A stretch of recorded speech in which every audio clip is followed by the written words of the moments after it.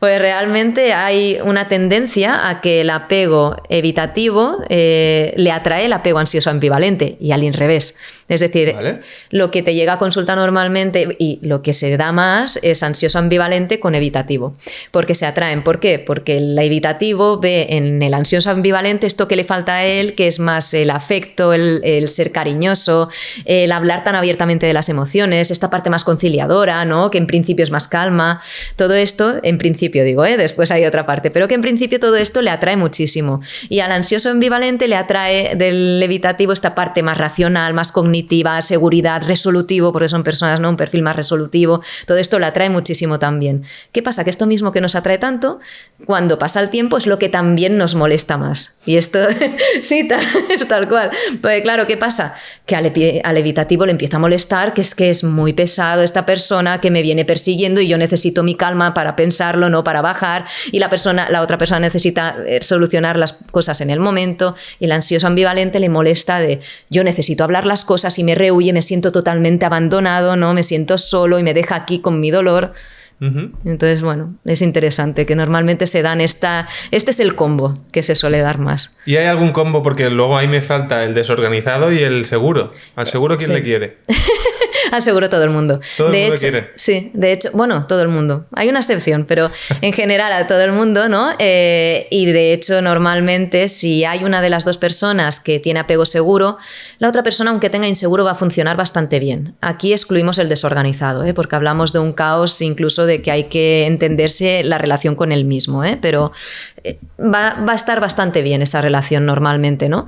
Pero el desorganizado y el desorganizado también se atraen mutuamente, porque es esta relación desde el caos, la toxicidad, y es lo que han vivido, ¿no? Desde casa. Hablamos de situaciones muy complicadas, realmente aquí hablamos de abuso, ¿no?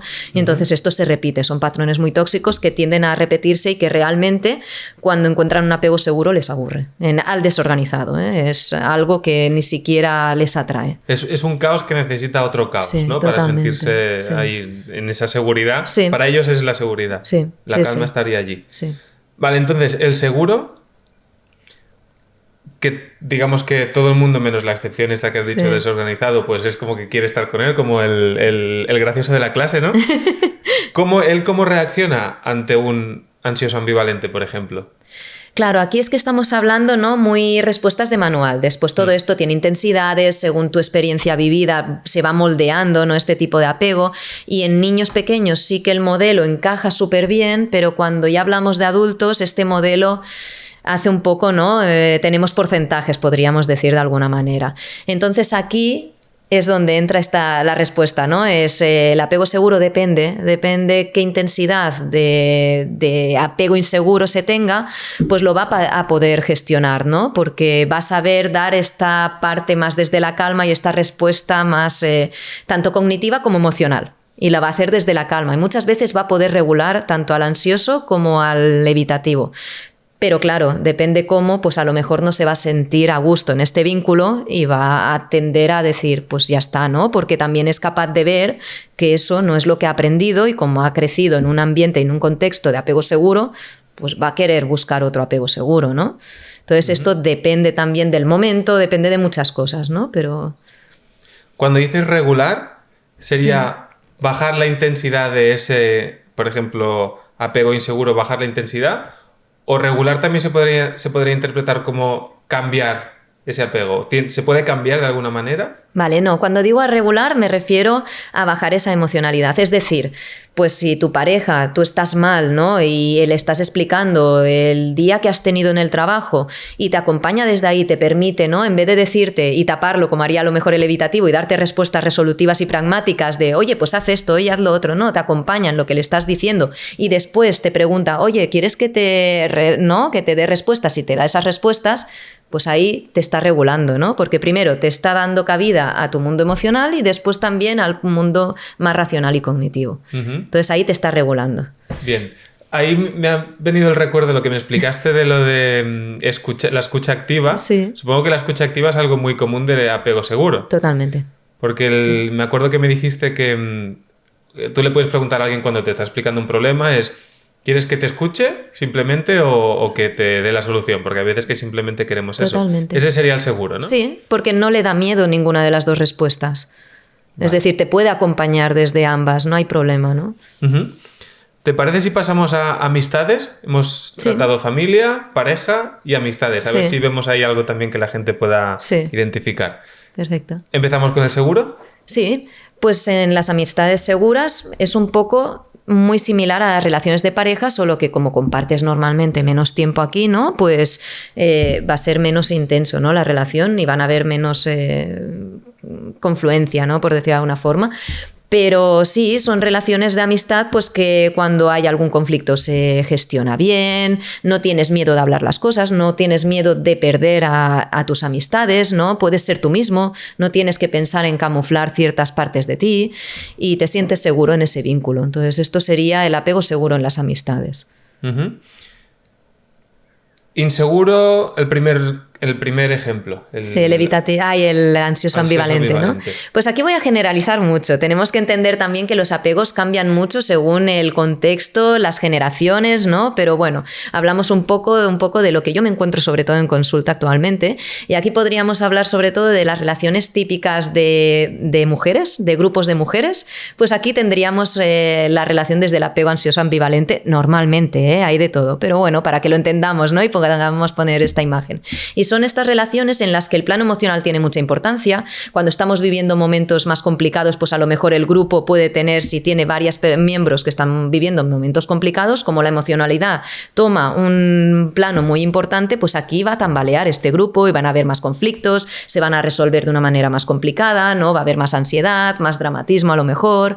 Entonces esto sería el típico ejemplo que podemos pensar. Y vemos muy distinto el mismo grupo de amistades, ¿no? De amigas, podemos verlo muy distinto a los 15 años que a los 35. El grupo ha evolucionado, ha cambiado, ha crecido, ¿no? Es distinto, igual que las personas son distintas que lo conforman. Esto pues sería en las amistades un buen ejemplo. Bien, voy a apostar y decir, a ver si acierto, que el evitativo es el de los tíos. ¿Puede ser? Sí, el ejemplo sería... Que nos da igual, ¿no? Sí.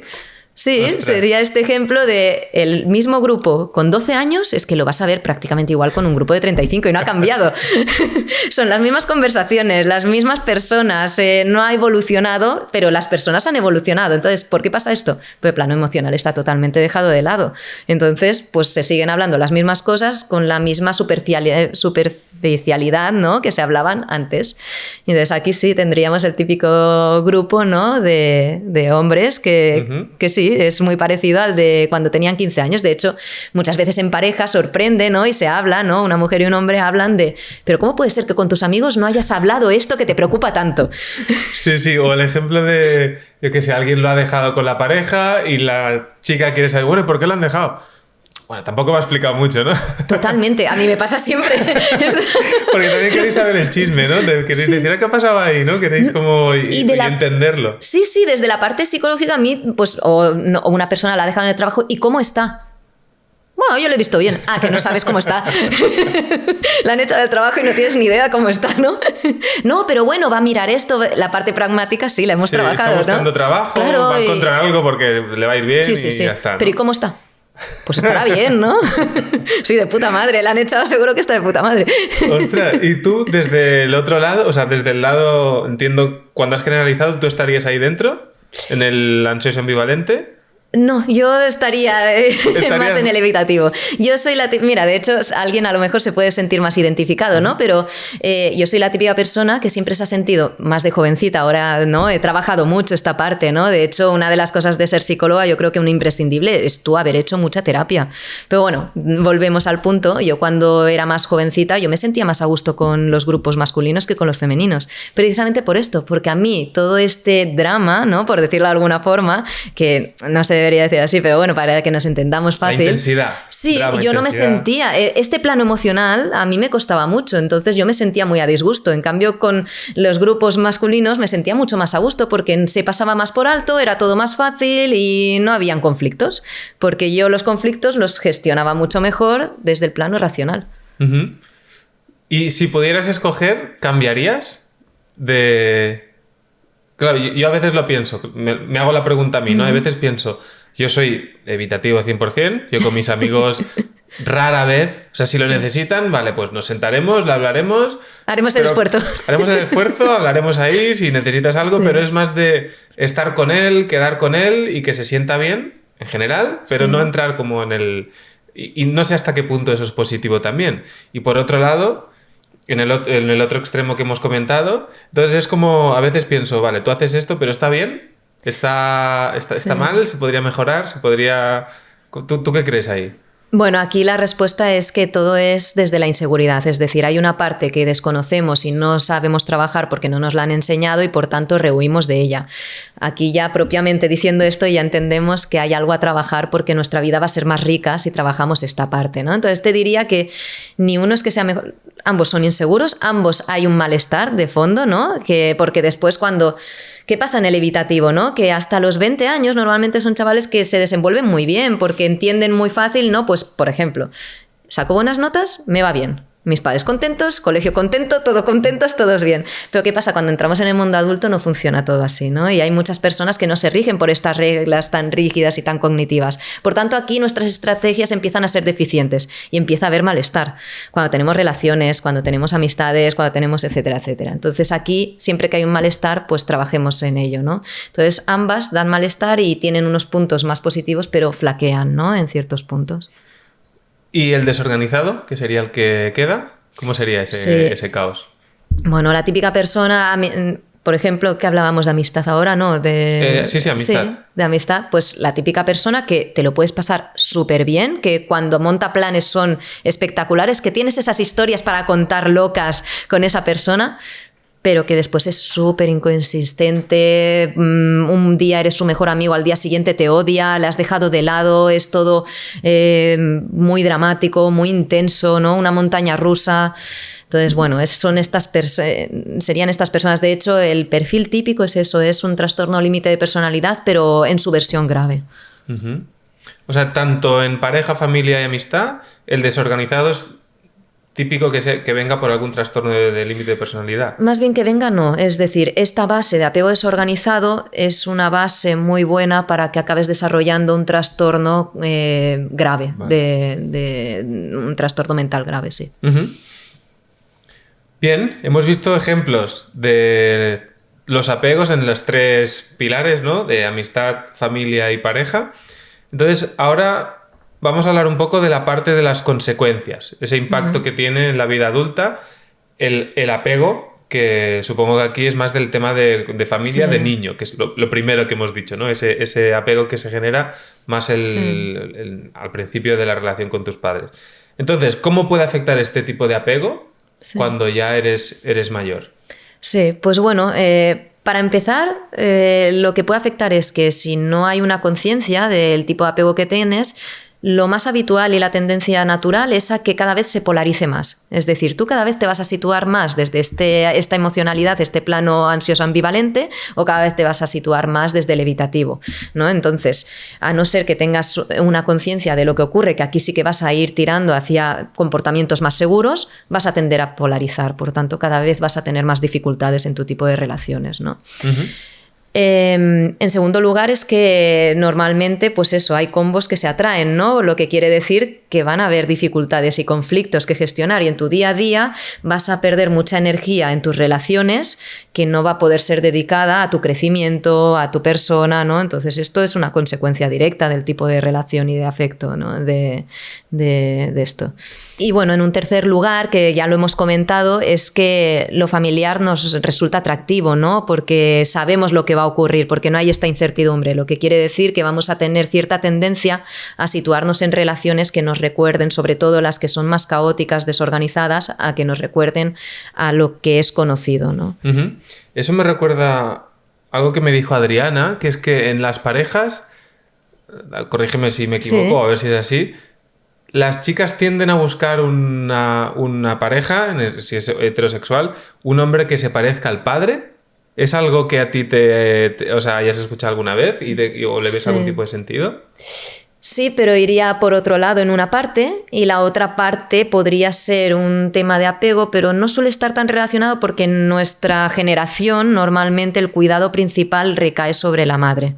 Por tanto, normalmente el apego que hemos heredado es el de la madre, en general, ¿eh? Hay casos y excepciones, pero normalmente suele ser de la madre. Vale, quizás... No, pero hay una parte... No, hay una parte de cierto, ¿eh? Pero no va por... No vendría, sería otro vale, no sería por el apego. Normalmente no. Puede serlo, ¿eh? Puede serlo y que el padre haya sido el cuidador principal y tú hayas heredado este tipo de apego y sí, vayas a buscar, pero no suele ser lo más habitual. Vale.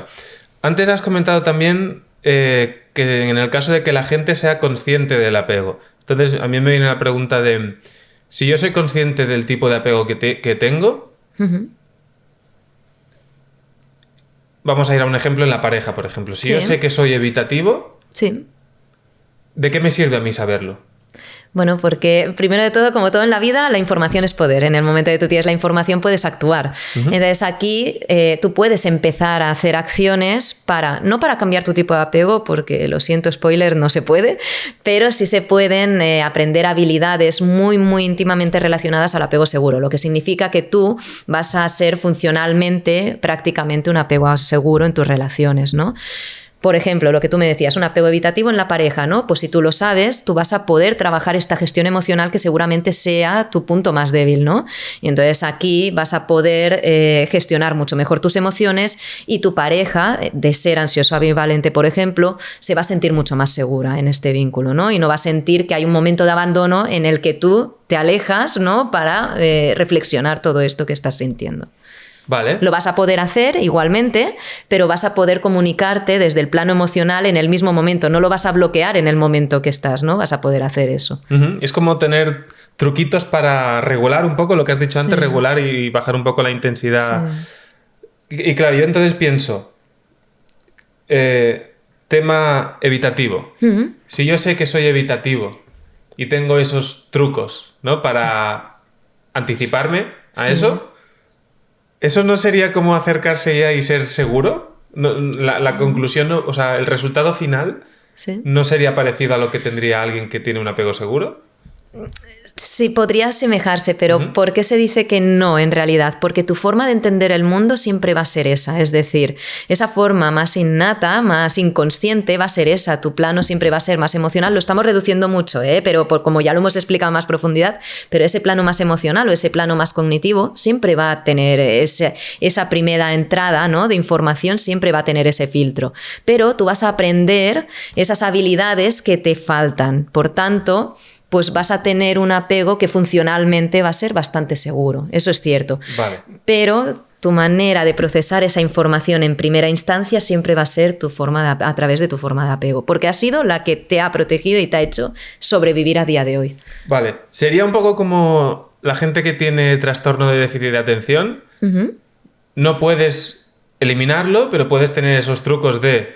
pues yo qué sé, bueno, puede que tenga, pero ya digamos que no lo tengo diagnosticado, ¿no? Pero pues intentarte recordar las formas en alarmas o decir a la gente que te avise o apoyarte en tu pareja para que te vaya recordando cosas, cualquier tipo de tratamiento que puedas tener, ¿no? Tú no es que dejes de tener déficit de atención, sino que lo estás regulando y estás teniendo esos trucos, pero tú de dentro te sale eso, ¿no? Pero has sabido cómo taparlo, ponerle ahí algunas tiritas. ¿En el apego sería más o menos eso? Podría ser, pero hay un pero, y es que realmente el TDAH es un trastorno del neurodesarrollo, es decir, tu órgano, el cerebro, es distinto y por tanto hay ciertas partes cerebrales que son distintas a las neurotípicas.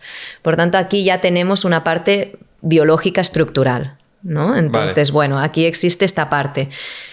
Y sería más bien esto que dices trucos, ¿no? Pues sí, hay trucos y después hay habilidades, ¿no? Y cuando hablamos de apego, sobre todo nos centramos en habilidades. Te he dicho algunas, pero hay muchas otras, ¿no? Y entonces aquí lo que aprendemos no es tan rápido como decir, mira, estas alarmas me las pongo y así sé que esto lo hago, ¿no? Vale. Yo, por ejemplo, en sesión siempre, si me está escuchando algún paciente, yo pongo una alarma 2 minutos antes de que acabe la sesión, porque yo con el tiempo es algo que es imposible para mí, ¿no? Entonces yo ya lo sé y lo hago. Adquirir una habilidad o trabajarla es mucho más complicado, requiere más tiempo, más esfuerzo y una comprensión más profunda, individualizada de la persona que tenemos delante.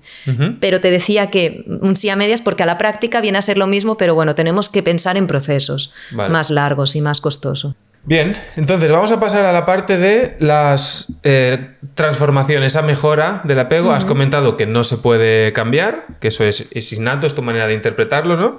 O de... Sí, de... Es adquirido prácticamente de una manera innata, sí. Entonces, ¿qué soluciones o prácticas diarias para la gente que esté escuchando y diga, haya identificado, mi amigo Juan es así, mi pareja es así, mi padre es así? Sí.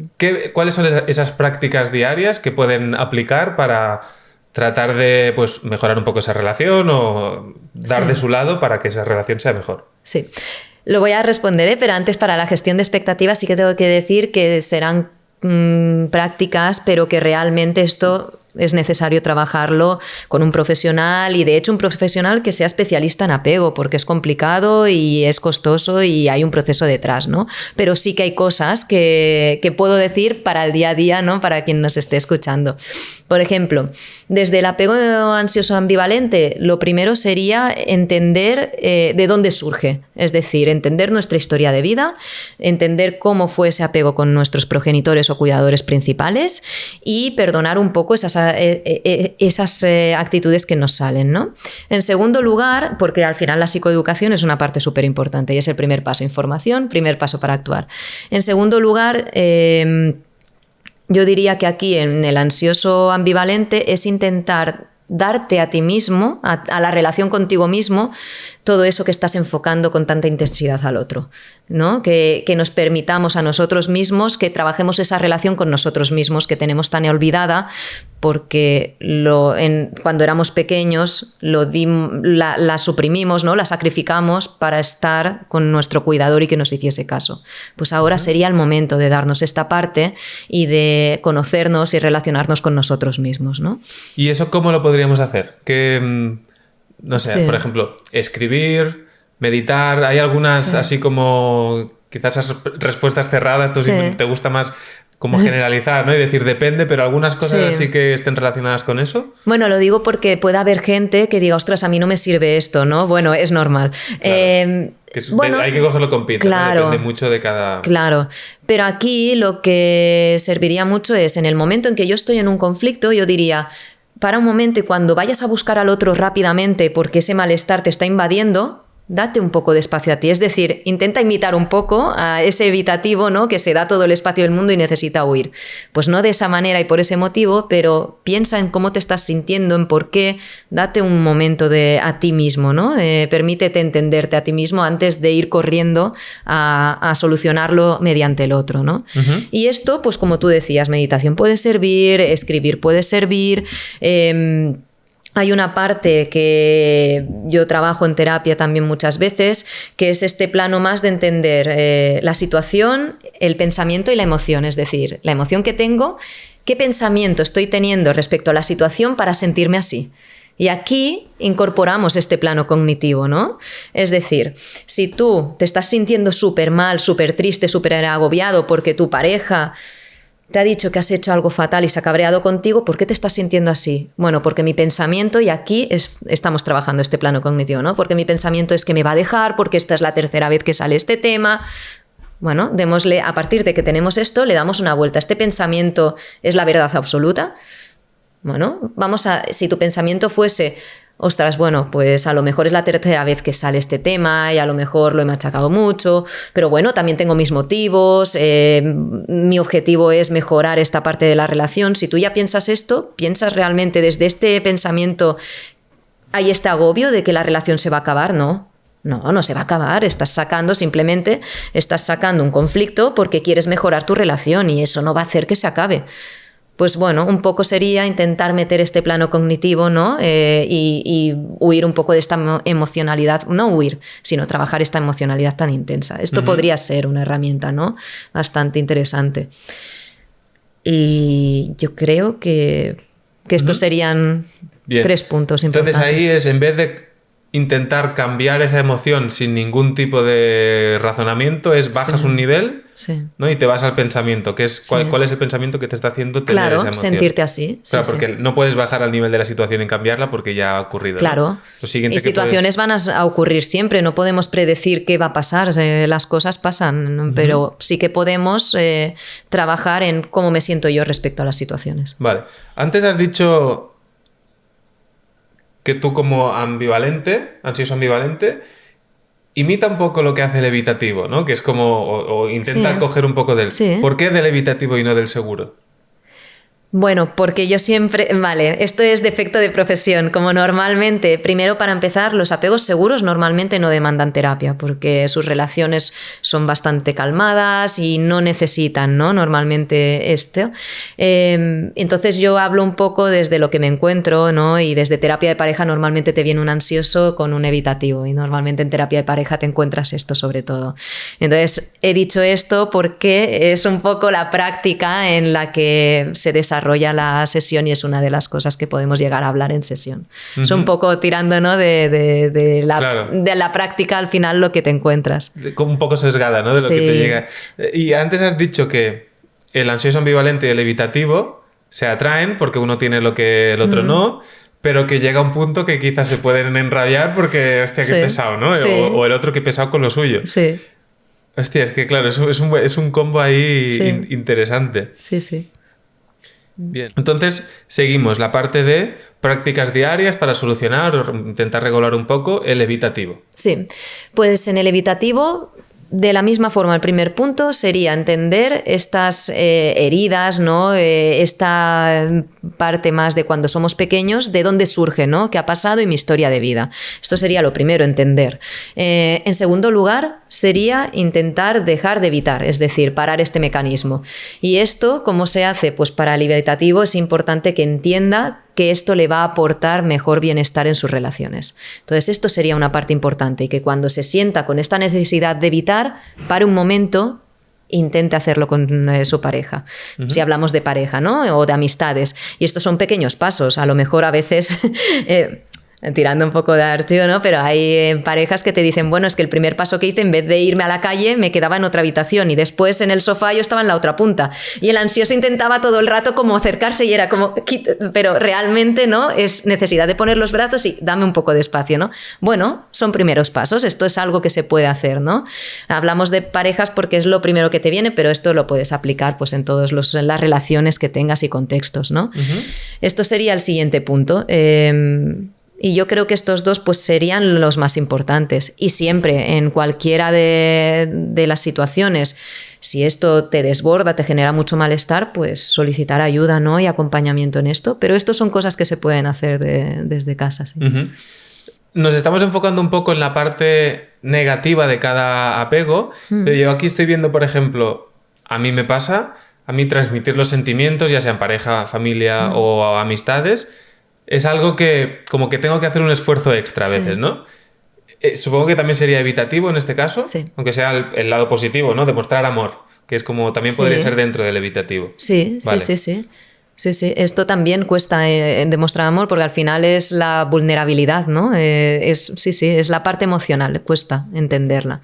Porque normalmente, no sé si a ti te pasará, pero en el momento que estás viviendo la emoción seguramente no seas capaz de ponerle nombre, no seas capaz de entenderla, es decir, necesitas seguramente todo, al final suele pasar que tenemos tendencia, esto no es en todo el mundo, pero tendencia hacia la rabia, porque es una emoción secundaria que lo puede coger todo, ¿no? Entonces el cabreo es lo que, pues rabia suena muy fuerte, pero el cabreo es lo que inunda todo en un momento de conflicto, por tanto ahí no estás identificando tu emoción, no estás siempre cabreado, seguramente te sientas decepcionado, hay muchas emociones, ¿no? Vale, y esa típica persona en una pareja que pues siente en ese momento que siente mucho amor y que diría algo pero como no acaba de decirlo, no sé si es vergüenza o está evitándolo, pero en ese caso evitarlo no es que sea algo positivo en ese momento, no. es innato y supongo que le sale ahí por ser evitativo también. Claro, porque tenemos que remontarnos otra vez a cómo surgió ese apego evitativo, porque seguramente en esa familia se rehuía de todo ese plano emocional, entonces para que tus padres